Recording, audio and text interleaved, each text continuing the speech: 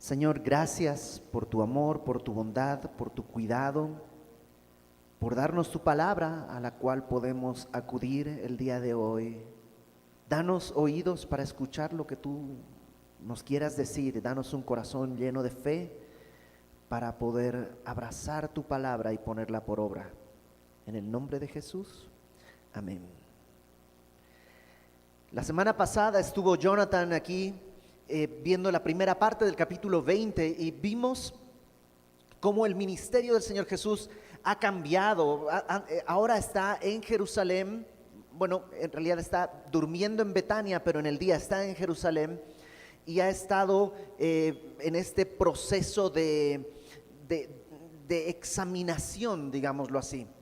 Verás, en el tiempo de Pascua, los judíos llevaban un corderito al templo para que sea examinado, porque el cordero de Pascua debería ser perfecto, debería ser sin mancha, sin una patita más corta, tenía que ser un cordero perfecto. Y antes de la Pascua había que llevar el cordero para que sea examinado por los sacerdotes. Si no se encontraba ningún defecto, entonces podría ser presentado como sacrificio. De esa misma manera, el día de hoy, vemos que Jesús, antes de la Pascua, Él siendo el Cordero de Dios, está en Jerusalén y los distintos sacerdotes y líderes religiosos están, examinándolo para ver si hay alguna mancha en Él. Veíamos cómo le hacen preguntas que en realidad no obedecen a la duda. Este tema de los impuestos que le decían, Jesús, ¿es lícito pagar impuestos? El objetivo era ponerle una trampa, no resolver una duda. El objetivo era ver si él decía, sí hay que pagar impuestos, lo podían acusar de traidor a la nación. Si él decía, no hay que pagar impuestos, podían acusarlo ante el imperio como un sedicioso, como un rebelde que podría poner en peligro la estabilidad del imperio. El objetivo no era aprender, el objetivo era ver si podían entrampar a Jesús. Y vimos las respuestas de Jesús, todo eso la semana pasada. El día de hoy continuamos, es una continuación de la escena, es básicamente lo mismo que se sigue desarrollando. Versículo 27, que es donde nos toca estudiar el día de hoy, dice, llegando entonces algunos de los saduceos, los cuales niegan haber resurrección, le preguntaron, ¿quiénes vienen los saduceos? ¿Quiénes eran los saduceos? Era una secta dentro del judaísmo. Dentro del judaísmo había distintas sectas, distintos grupos. Unos, los has oído hablar, son los fariseos. Los fariseos era un grupo dentro de los judíos que eran celosos de la ley. Ellos, su objetivo era el cumplimiento a rajatabla de la ley. Lamentablemente se habían enfocado tanto en cumplir la ley que habían olvidado el propósito de la ley, que era la gloria de Dios, y se habían llenado de orgullo y de soberbia. Ese era un grupo dentro de los judíos, la secta de los fariseos. Otra secta dentro de los fariseos eran los herodianos. Los herodianos eran hombres políticos a favor de Herodes. Herodes no era judío, el rey Herodes no era judío, era idumeo y había sido puesto como rey sobre esta nación. Entonces es raro porque tienes un rey que no pertenece al pueblo gobernando y había mucho rechazo. Pero los herodianos estaban a favor de Herodes y conseguían favores políticos y económicos a partir de eso. Era un grupo dentro de los judíos. Otro grupo dentro de los judíos eran precisamente los saduceos. Los saduceos no se sabe exactamente cómo surgen. Algunos piensan que de Sadoc, que era un sumo sacerdote muchos años atrás. Pero lo importante es que era una clase política y económica privilegiada. Eran gente de mucho dinero y de poder político, muy cercanos al poder. Por tanto, a menudo eran rivales de los fariseos. Porque los fariseos son nacionalistas, los fariseos son gente que busca la ley, la institución judía, todo esto, y los saduceos estaban muy emparentados con el poder político romano. Y tenían además un componente doctrinal interesante, porque los saduceos solo creían en los primeros 5 libros de la Biblia: Génesis, Éxodo, Levítico, Números y Deuteronomio. No creían en nada más. No creían en tradiciones. Los fariseos sí, creían mucho en tradiciones, pero los saduceos solo en los primeros 5 libros de la Biblia, nada más. Y además los interpretaban de una manera muy particular. El día de hoy, si tuviéramos saduceos, el día de hoy los llamaríamos liberales. No sé si has oído alguna vez hablar de los teólogos liberales. Básicamente los teólogos liberales, muy así, grosso modo, pero los teólogos liberales son teólogos, pero que piensan que Jesús no es Dios. Jesús fue un gran maestro, Dios no hace milagros, es un teólogo raro, ¿no? Pero pues tuviera que estudiar arquitectura o otra cosa. ¿Por qué estudiar teología si no crees en Dios? Bueno, así eran los saduceos. Su interpretación de la Biblia los llevaba a creer, por ejemplo, que no existían los ángeles, que no existía la vida después de esta vida, no había vida después de la muerte. Ellos pensaban que al morir el cuerpo, el alma también moría, y por tanto esto es todo lo que hay. Y si esto es todo lo que hay, pues dale a tu cuerpo alegría, Macarena. O sea, realmente es todo lo que existe, aprovecha, ¿no? Una especie de hedonismo, del perseguir solo el gozo, el placer y la felicidad. Esos eran los saduceos. Qué curioso que en una sociedad tan religiosa como la judía habría un grupo, es que eran religiosos, solo que su interpretación de su religión era muy materialista. Bueno, los saduceos tenían problemas con Jesús. Los fariseos tenían un problema porque Jesús era como un rebelde para ellos. Sanaba en sábado, hacía cosas que a ellos les parecían, no, ¿cómo puede ser posible? Se juntaba con publicanos, con pecadores, y los fariseos eso como que les estorbaba. Los saduceos veían en Jesús un peligro, porque este Jesús que decías que era rey podría ser la causa de que Roma haga algo y los borre a todos y pierdan poder político. Entonces, para todos ellos Jesús es un problema. Entonces vienen y le preguntan algo, versículo 28, y le dicen: maestro. Qué curioso, ¿no? Este es título muy hipócrita, maestro, como si tuvieran dudas. Moisés nos escribió: si el hermano de alguno muriere teniendo mujer y no dejare hijos varones, ¿se entiende? Que su hermano se case con ella y levante descendencia a su hermano. Esto efectivamente está en la ley, esto está en Deuteronomio 25, que está dentro de los libros que ellos creen, ¿no? Ellos creen Génesis, Éxodo, Levítico, Números y Deuteronomio. Entonces esto es lo que ellos creen y está ahí. Es lo que se llama el matrimonio por levirato. Levirato no viene de Leví, de la tribu de Leví, sino levirato viene de levir, que es latín, que quiere decir cuñado. Y la idea es que en una sociedad en la que la herencia solo se transmite a los hijos varones, la herencia no se puede dar a la mujer porque la mujer se va a casar y se va a ir con otra familia. Entonces la herencia, para que se mantenga en la familia, se tiene que transmitir a hijos varones. Un poquito el día de hoy podríamos decir como esto de que el apellido, ¿no? Que no quiero que se pierda mi apellido. Si solo tienes hijas, tu apellido, digamos, se pierde, porque ya tus hijas no van a llevar su apellido, y así, ¿no? Todo esto. Bueno, esa es la idea. Las tierras, para que permanezcan en la familia, se tienen que heredar a un hijo varón. Pero ¿qué pasa si un hombre muere sin tener hijos varones? Su tierra se puede perder, va a ser distribuida a otras familias. Cuando sus hijas se casen, otros van a tomar posesión. Y lo que la ley estableció para que no pase eso es que el hermano del que murió tendría que casar, si está soltero, tiene que casarse con la viuda, y el primer hijo que tengan es como si fuera un hijo del difunto. No del hermano que ahora está casado, sino del que murió. De esa manera las tierras se heredan sin perder el apellido, digámoslo así. Yo siempre me he preguntado que tal vez por eso, cuando el hermano mayor se está buscando con quién casar, todos los otros hermanos decían: no, porque sabrían que a lo mejor corría el riesgo de que si no, ¿sabes qué? Piénsale, porque luego tu salud no anda muy bien, nos vas a dejar aquí el problema. Entonces, eso está en la Biblia y eso es real. Y todavía se practica en ciertas sociedades ahí en Medio Oriente. Eso está en la ley. Entonces ahora va la pregunta. Okay, verso 29.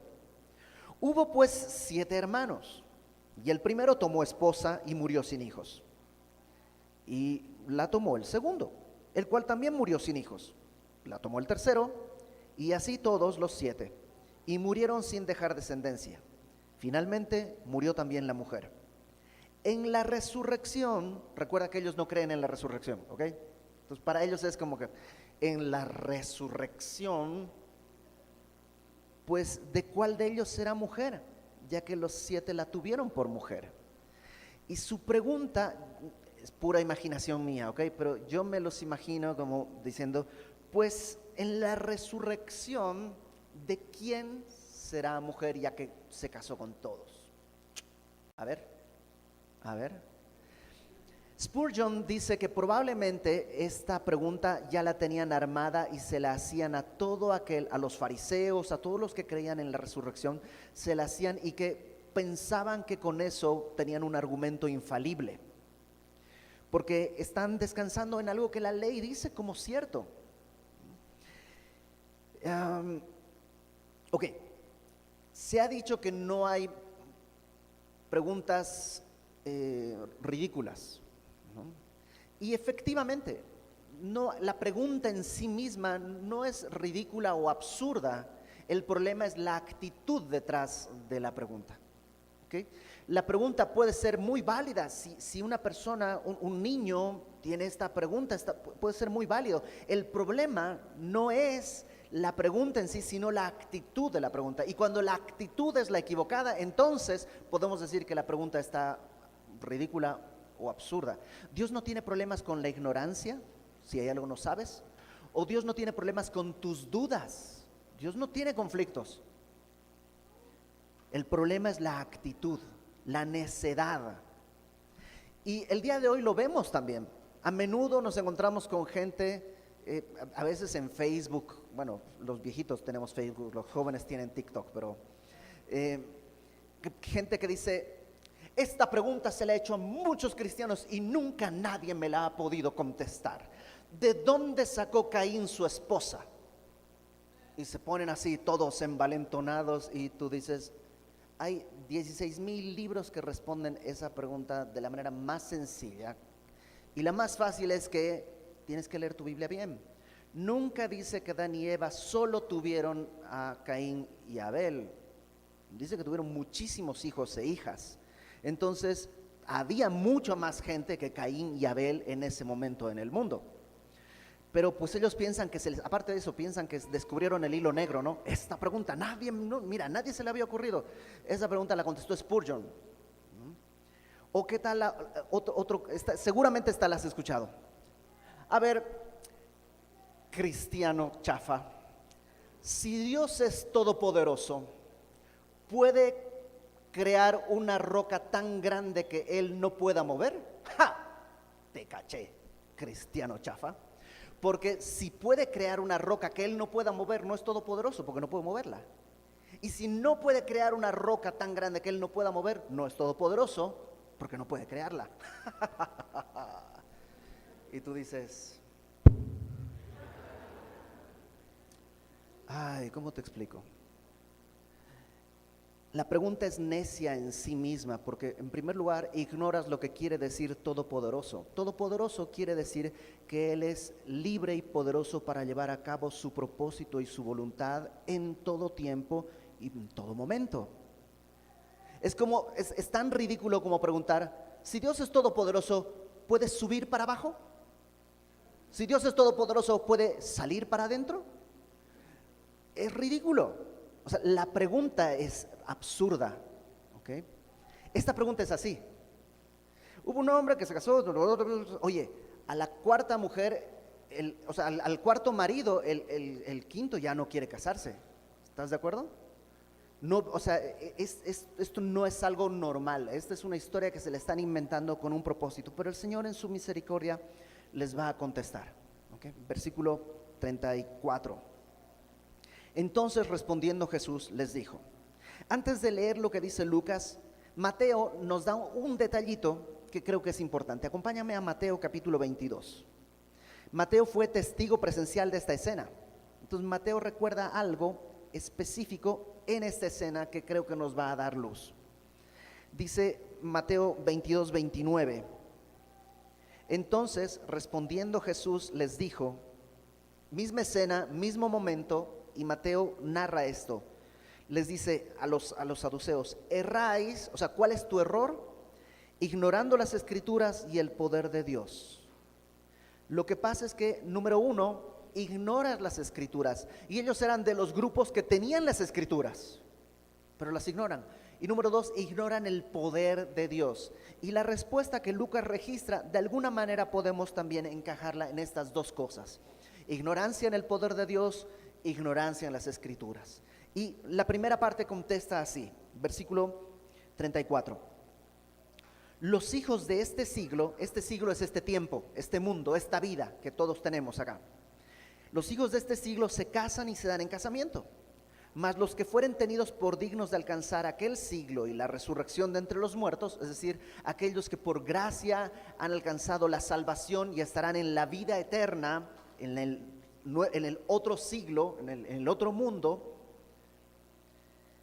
dice, no se casan, ni se dan en casamiento, porque no pueden ya más morir, pues son iguales a ángeles y son hijos de Dios al ser hijos de la resurrección. Y la respuesta está hablando de varias cosas. Lo primero es que ellos no entienden lo que se trata de la nueva vida. Ellos piensan que la vida que viene es como esta, pero más largo, ¿no? Es una extensión de esta vida, cuando en realidad no es así. La vida venidera no es una extensión de esta vida, es algo muy distinto, con cosas que tú y yo no alcanzamos ni siquiera a imaginar.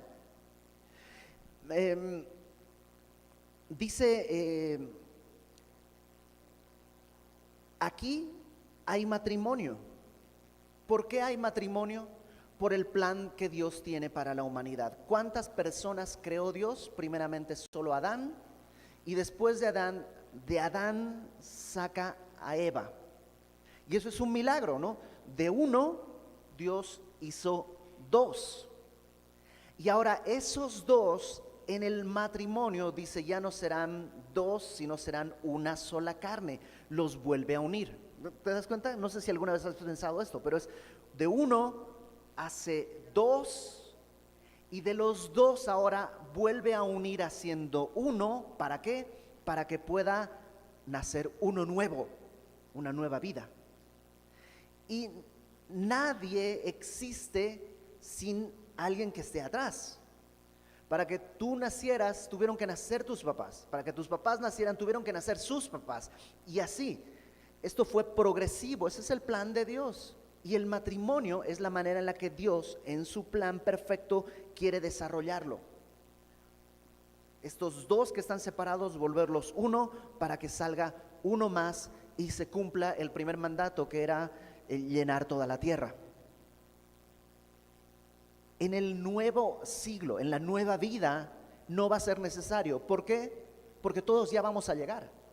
Es decir, no es que a la nueva vida llega Adán y tiene que tener un hijo y tiene que tener... No, todos los que estamos aquí, los que hemos creído en el Evangelio, vamos a llegar directamente allá. Entonces no es necesario el matrimonio, porque no es necesaria la procreación, porque no es necesario que haya más gente. Ya están todos los que tienen que estar en ese momento.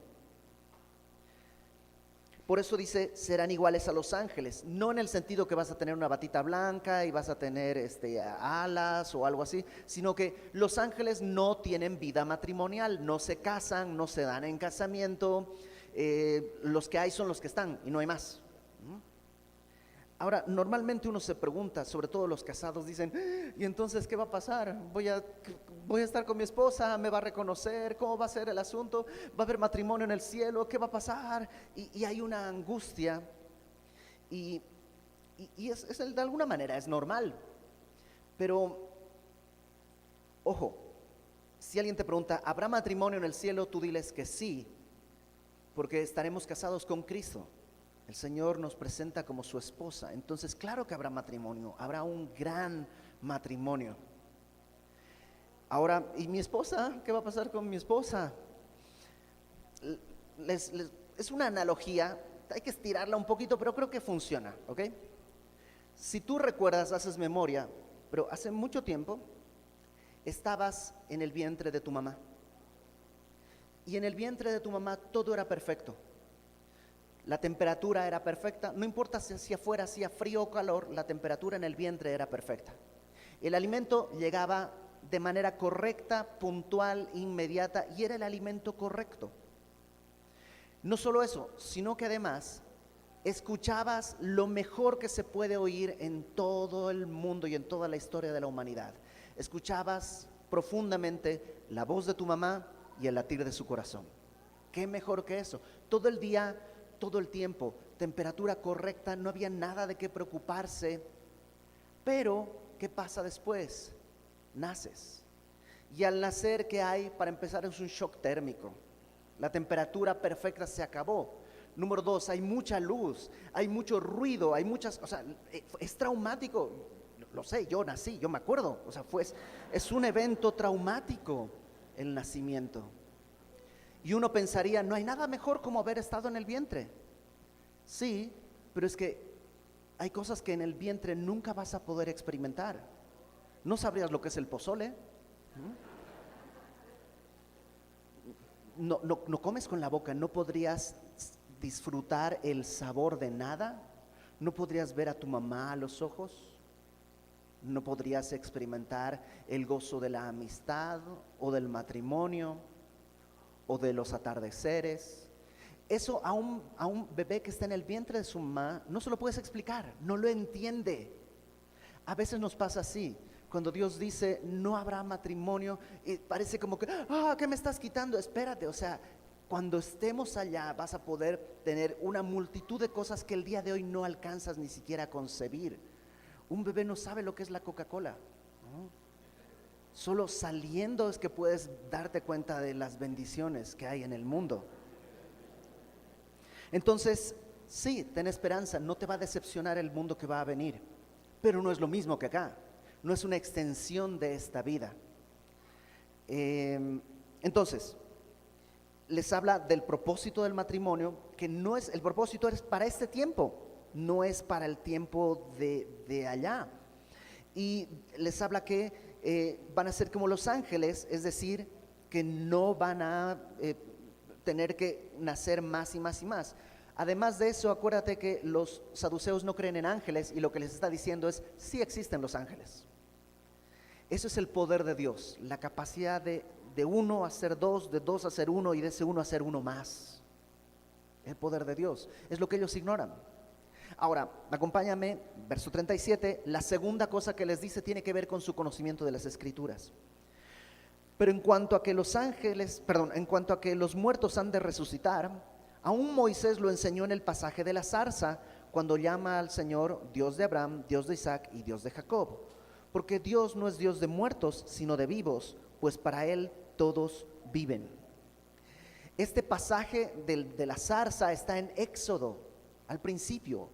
Y este pasaje, que es Éxodo capítulo 3, es algo que creían los saduceos. Y lo que les dice es, a ver, tomando sus escrituras, los que ustedes creen, claramente cuando Moisés está en el desierto y se encuentra con una zarza que está ardiendo pero que no se consume, se acerca y Dios le dice, yo soy el Dios de Abraham, de Isaac y de Jacob. No dice, yo fui el Dios de Abraham, de Isaac y de Jacob. ¿Te acuerdas cuando estaban vivos? Bueno, yo fui su Dios. No, habla como si estuvieran vivos ellos. Yo soy su Dios. Pero están muertos, sí, pero muerto no quiere decir que dejó de existir. Sí, no está aquí en la tierra, pero existe. Y Dios lo da como testimonio en el libro que ellos están tomando como válido. Sí existe la resurrección. Además de eso, cuando se usa esta frase, Dios de Abraham, Dios de Isaac y Dios de Jacob, siempre se usa del pacto. Y acompáñame, hay muchos pasajes, pero acompáñame solamente por favor a Génesis capítulo 13.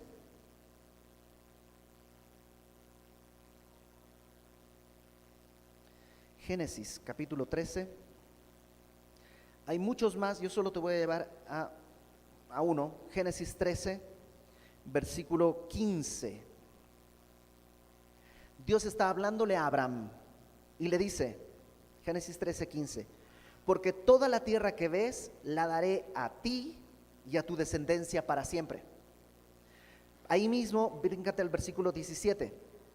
Levántate, ve por la tierra a lo largo de ella y a su ancho, porque a ti la daré.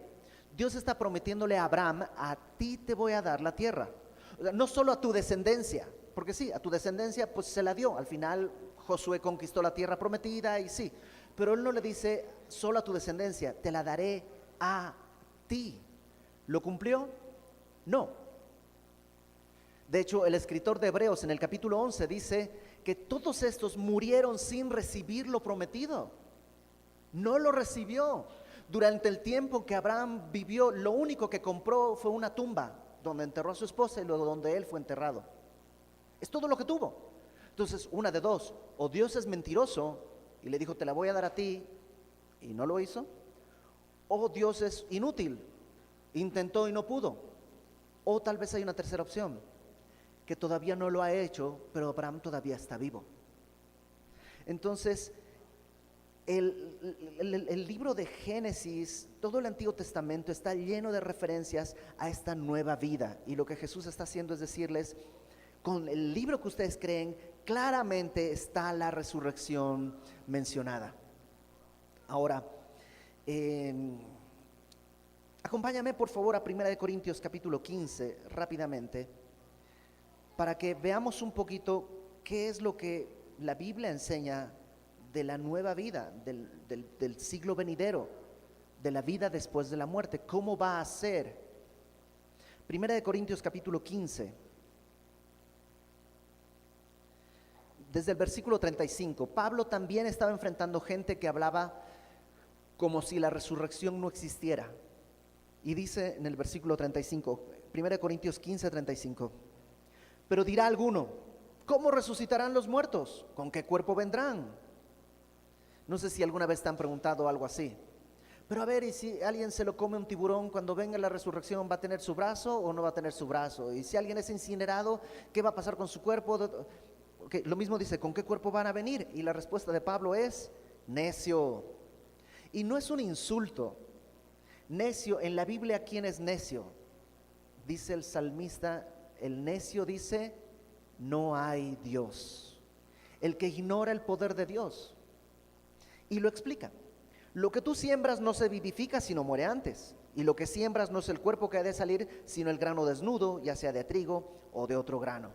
Y hace esta analogía, así como el hombre es enterrado, una semilla también es enterrada. Tú pones analogía. Pero cuando tú siembras una semilla, no sale una semilla grande. Mira, voy a sembrar una semilla de durazno, ya me salió una semillota de durazno. No queda. ¿Qué es lo que sale? Un árbol que tiene una relación con la semilla, pero no es lo mismo. Lo mismo, cuando tú y yo enterramos este cuerpo, no es este cuerpo lo que va a salir. Sí tiene una relación. Así como no siembras una semilla de aguacate y sale un durazno, no siembras una persona y sale otra. Tú vas a seguir siendo tú. Abraham sigue siendo Abraham. Muchos años después, sigue siendo el mismo. Su identidad no se ha perdido. El cuerpo sí, se muere y se deshace, como la semilla. Pero sale otra cosa que tiene la misma identidad. Entonces, versículo 38, pero Dios le da el cuerpo como Él quiso y a cada semilla su propio cuerpo. No toda carne es la misma carne, sino que una es la carne de los hombres, otra carne la de las bestias, otra la de los peces y otra la de las aves. Aún en este mundo tenemos distintos tipos de cuerpos. Los seres humanos tenemos un cuerpo que necesita abrigarse, que necesita comer, que esté cocinado, tiene un montón de necesidades físicas. Una bestia, un tigre, no necesita cocinar su alimento, no necesita abrigarse, está adecuado a su ambiente. Un pez puede estar bajo el agua, su cuerpo está adaptado a vivir bajo el agua. Un ave puede volar. Si te das cuenta, cada una es distinta y no los puedes intercambiar. Puedes vivir mucho tiempo cerca del agua, pero no bajo el agua, porque no tienes un cuerpo de un pez. Es así de sencillo. Así dice Pablo, hay un cuerpo para cada realidad. Versículo 40. Hay cuerpos celestiales y cuerpos terrenales. Pero una es la gloria de los celestiales y otra la de los terrenales. Una es la gloria del sol, otra la gloria de la luna y otra la gloria de las estrellas, pues una estrella es diferente de otra en gloria. Así como el pez, su cuerpo es para el agua, este cuerpo es para este mundo, para este siglo y para este tiempo. Este cuerpo no sirve para el nuevo siglo, no nos sirve. Así como un pez no puedes enseñarle a volar, este cuerpo es para este tiempo. Y así como hay estrellas, el sol brilla más que la luna brilla más que las estrellas, así este cuerpo tiene gloria, pero su gloria es distinta a la gloria que tendrá el nuevo cuerpo. ¿Este cuerpo tiene gloria? Claro. ¿Nunca has visto los Juegos Olímpicos? Todo lo que hacen esos hombres y mujeres es glorioso. Bueno, eso es como una estrellita comparado con la gloria que tendrán nuestros cuerpos que no pequen cuando estemos en el nuevo mundo, en el nuevo siglo. Ahora, verso 42. Así también es la resurrección de los muertos. Se siembra en corrupción, resucitará en incorrupción. Este cuerpo se cansa, se muere. El otro cuerpo no. Se siembra en deshonra, resucitará en gloria. Este cuerpo peca, el nuevo cuerpo no pecará. Se siembra en debilidad, este cuerpo es débil ante el pecado y la tentación, resucitará en poder. Se siembra cuerpo animal, es decir, que se guía por sus instintos, resucitará cuerpo espiritual. Hay cuerpo animal y hay cuerpo espiritual. Así también está escrito, fue hecho el primer hombre Adán, alma viviente, y el postrer Adán, espíritu vivificante. El primer hombre Adán era viviente, estaba vivo, pero no puede dar vida, solo está vivo. Mientras que el postrer Adán, que es Cristo, puede dar vida. Verso 46. Mas lo espiritual no es primero, sino lo animal, luego lo espiritual. El primer hombre, Adán, es de la tierra, terrenal. El segundo hombre, que es el Señor, es del cielo. Cual el terrenal, tales también los terrenales, y cual el celestial, tales también los celestiales. Y así como hemos traído la imagen del terrenal, de Adán, traeremos también la imagen del celestial. Así como el día de hoy reflejamos más a Adán que a Cristo, un día con un nuevo cuerpo reflejaremos más a Cristo que a Adán, porque seremos como Él. Entonces, ese es el cuerpo de la resurrección. No estaremos flotando, no seremos fantasmitas, tendremos un cuerpo, no vamos a volar, no vamos a atravesar paredes, eso es Matrix. Nosotros vamos a ser personas con un cuerpo que no se cansa, que no se duele, que no peca, pero personas, ¿ok? Entonces, regrésate a Lucas, por favor. El Señor Jesús ya les contestó. Este tema de la resurrección no es por donde lo quieren ver, y es una realidad. Y fíjate en el versículo 39, respondiéndole algunos de los escribas, dijeron: Maestro, bien has dicho. Los escribas probablemente también eran fariseos, y probablemente estos saduceos les habían hecho la misma pregunta varias veces y no habían sabido cómo contestar. Y ahora le dicen: bien Jesús, bien, para que vean, como que bien dicho, qué bueno que les contestaste. Y no osaron preguntarle nada más. Pero Jesús sí tiene algo que decir a todos. Y dice en el verso 41, entonces Él les dijo: ¿cómo dicen que el Cristo es hijo de David? Pues el mismo David dice en el libro de los Salmos: dijo el Señor a mi Señor, siéntate a mi diestra hasta que ponga tus enemigos por estrado de tus pies. David pues le llama Señor, ¿cómo entonces es su hijo? Jesús pone el Salmo 110 en la mesa. El Salmo 110 comienza diciendo: dijo el Señor, y en hebreo es el tetragramatón, YHWH, es Jehová, o sea, está hablando al Dios eterno. Dijo el Señor, Dios, a mi Señor, en hebreo es Adonai. Dijo Dios a mi Señor, dice David: siéntate hasta que ponga a tus enemigos por estrado para tus pies.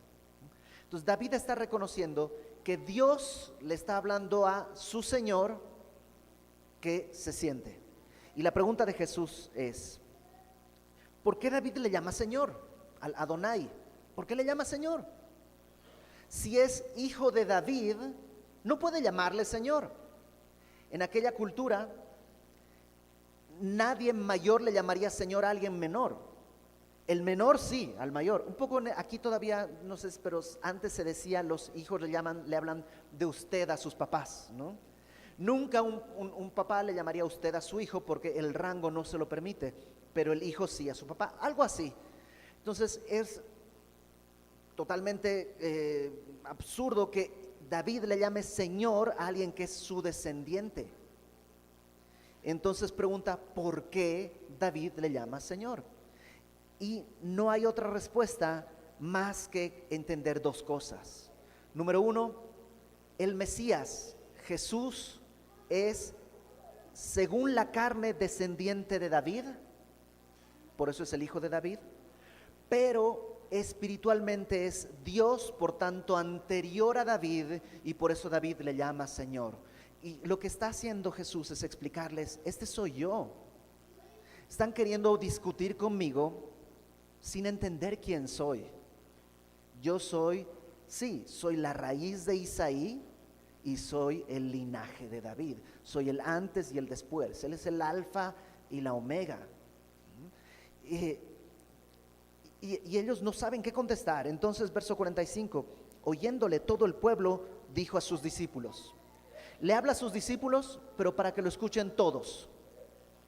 Guardaos de los escribas que gustan de andar con ropas largas. Las ropas largas tienen que ver con el estatus. En aquella cultura los siervos usaban ropa sin manga porque necesitan mover las manos. Las mangas pues son incómodas. Entonces el estatus se revelaba un poco en la ropa que llevabas. Y ellos, dice, les gusta andar de ropas largas, de tener este estatus. Aman las salutaciones en las plazas, que les digan Rabí, ¿cómo está Rabí? Rabí, el respeto público. Las primeras sillas en las sinagogas. En aquella cultura, los primeros lugares estaban reservados también para gente de cierta altura. Aquí no, entonces también no pasa nada, aquí todas las sillas valen lo mismo. Pero en aquella cultura, incluso Santiago dice, aguas con alguien que tiene mucho dinero, de decirles, siéntate aquí adelante, hay un lugar. Así era en las sinagogas, el lugar donde sentabas reflejaba tu estatus y a ellos les encantaba este aplauso del pueblo. Dice, además, los primeros asientos en las cenas, el lugar de honor en una comida, que devoran las casas de las viudas y por pretexto hacen largas oraciones. Esto es un poco difícil de entender, pero pareciera como que las viudas eran el grupo social más desprotegido. Y entonces parecería que los fariseos, queriendo como ir y servirles, vine a visitarte, ¿no me preparas unas quesadillas, por favor, unas enchiladas? Y se aprovechaban de la buena voluntad de unas personas que de por sí ya tenían muchas necesidades y están aprovechándose. Otros piensan que a lo mejor había donaciones para las viudas de donde ellos sacaban para sí mismos en vez de entregar y ver realmente por las personas desprotegidas. En todo caso, todo esto habla de egoísmo y sus oraciones son por pretexto. No buscan orar, no buscan interceder, lo que buscan es simplemente ser ensalzados. Ay, qué bonito que ora. Simplemente es un pretexto. Y Jesús les dice, cuídense de esto. Estos recibirán mayor condenación. Mayor condenación que quién, no nos dice, pero da miedo. El problema es la hipocresía. Sí, probablemente ninguno de nosotros va a ser fariseo o saduceo o escriba, pero todos podríamos ser hipócritas, pretender hacer las cosas, pero en realidad no estar buscando la gloria de Dios, sino la autoexaltación propia. Entonces Jesús va a narrar, o más bien Lucas va a narrarnos una última escena en el capítulo 21, y ya acabamos con esto, cuando dice, levantando los ojos, vio a los ricos que echaban sus ofrendas en el arca de las ofrendas. Vio también a una viuda muy pobre. Imagínate una viuda que ya es un grupo de gente desprotegida. Ahora no solo es viuda, sino es muy pobre, que echaba allí 2 blancas. Es muy difícil tratar de hacer una equivalencia económica, que será una blanca. Las blancas eran la moneda de menor denominación en ese momento. Tal vez en México diríamos 50 centavos. Entonces, más o menos para que tengamos una idea, echó 2 monedas de 50 centavos en la canasta, en las trompetas de la ofrenda.